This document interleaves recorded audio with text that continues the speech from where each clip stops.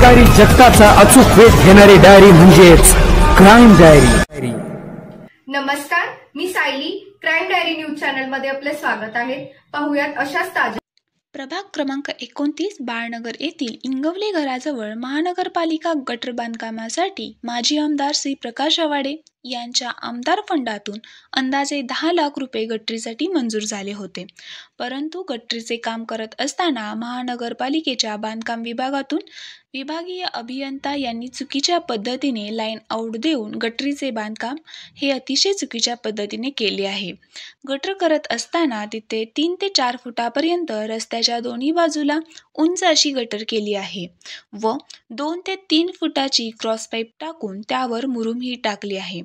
त्यामुळे गटरीतील पाणी हे गटरीत न जाता ते वर साठून राहत आहे व 2 व्हीलर 4 चाकी टेम्पो सुद्धा जात नसल्यामुळे तेथील कारखानदार व नागरिकांना नाहक असा त्रास सोसावा लागत आहे।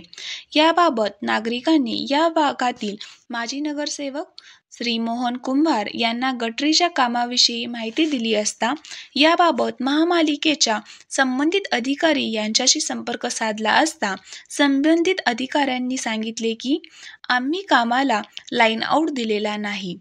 तरी याबाबत उपायुक्त श्री प्रसाद काटकर यांनी माजी नगरसेवक मोहन कुंभार यांच्या नेतृत्वाखाली भागातील नागरिकांना आमरण उपोषणाचा इशारा दिला असता तत्काळ उपायुक्त श्री प्रसाद काटकर साहेब यांनी संबंधित बांधकाम विभागातील अधिकारी यांना फोनवरून त्यांच्या गटारीचे काम थांबवण्याचा आदेश दिला व कामाची चौकशी करण्याचाही आदेश दिला आहे।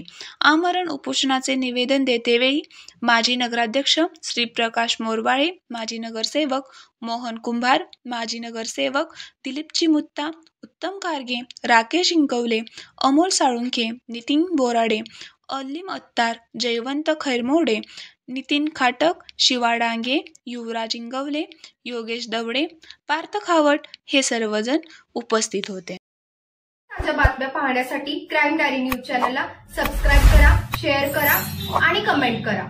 धन्यवाद।